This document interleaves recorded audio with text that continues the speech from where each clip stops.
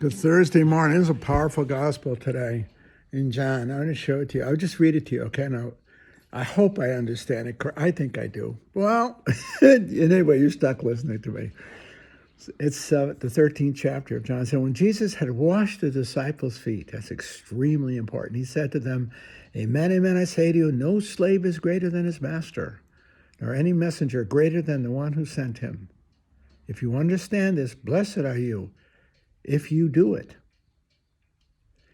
In other words, he's telling you we are servants. Because we were followers of Christ. We are like him, a servant. He washed the disciples' feet. That's what a slave does. So Christ is the servant of the church, the servant of the disciples. And he says that is what you're supposed to be. You must be that or you're not following me. The servant is not greater than the master. You see? Hence, if I get on my knees to wash your feet, then you wash the feet of others. You see it in the other Gospels. The synoptics really bring this out. And he says, but, among you there's a betrayer. You could feel the flesh of the church here. The servant church is also a very sinful church. It's a weak church, you see. By the time John writes this, you already have not only the defection of Judas, but you got the defection of many Christians. See? And you might have the abuse of power as well. I'm kind of thinking that may be the case here. See, I'm not speaking of all of you. I know those whom I have chosen. But so that the scriptures might be fulfilled, the one who ate my food has raised his heel against me. That's Judas, of course, okay? But now I am telling you, before it happens, boy, this is a great line. Listen what he says. I'm telling you this before it happens, so that when it happens, what happens? The betrayal and the crucifixion, you will know that I am the creator of the universe. The name of God given to Moses. He said, before it happens, you see, for now I am telling you that before it happens, from now on, I am telling you before it happens, so that when it happens, which is the crucifixion, you may believe that I am. On the cross of Christ in John's gospel, Christ is triumphant. He is the I am. That is John. That isn't the three synoptics. That's John. He is the genius to see that in the death of Christ, it's the death of the I am. God dies on the cross through his humanity in Jesus.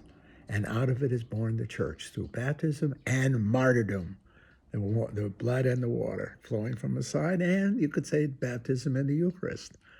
You see? Powerful stuff. John's a genius. See?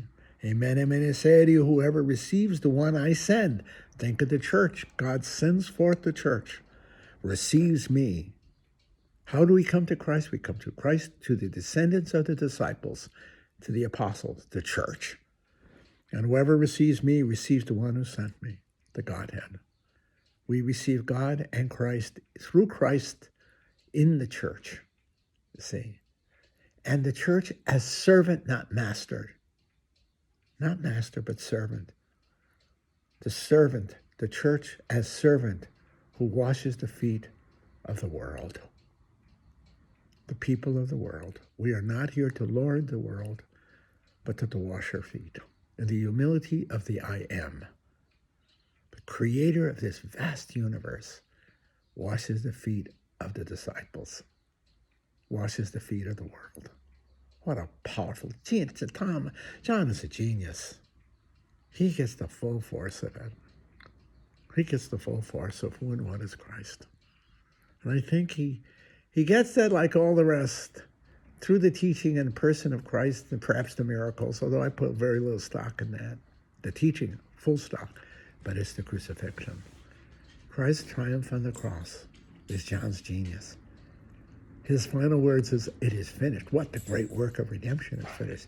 The last words in the synoptics, Eli, Eli, lama sabachthani, my God, why have you forsaken me? And put those two together and you really get it with poignancy and power, because Christ, the I am incarnate, experiences his death as not only triumphant in John, but as abandonment as well. He dies on the cross alone. See? Why have you abandoned me? Isn't that something? Huh? Huh? The humility of God, the servant of the world. God serves his own creation. Isn't that a powerful insight into divinity? Not a Lord, master of the universe, about to strike us dead for breathing wrong, but the servant who washes our feet. I think when I was a kid growing up, the fear I had of God, it took the Passionists to get that out of me. He had to yell it out of me at times.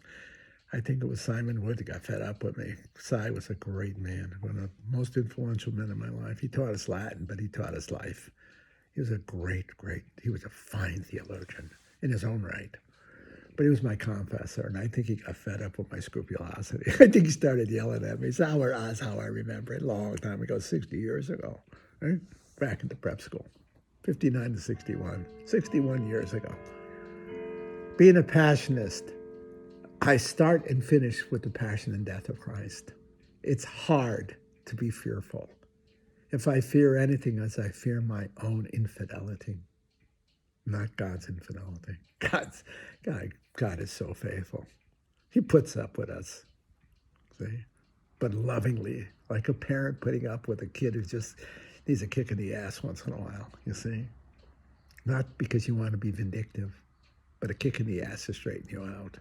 It's a great line. In the mob, they say you got to straighten the guy out, which means not to whack him, but to get him in line. See, I buy that kind of thought. God, when he even gives us a nudge here and a kick there, it's to get us to see ourselves and the wisdom of the gospel and the cross, and to be free of the darkness of self-imposed stupidity and selfishness, and to have life in its fullness. I came to give you life in its fullness. I believe that. I don't fear God. I love God. I love Christ. And he has put up with me patiently all my life. I think of when I was a kid growing up in the Sunday school and the fear that it instilled us. I remember I told this story and I'll leave you alone, but I was horsing around during the Our Father, and my brother was sitting next to me, and the sister who taught us was a marvelous woman. God, what a great lady.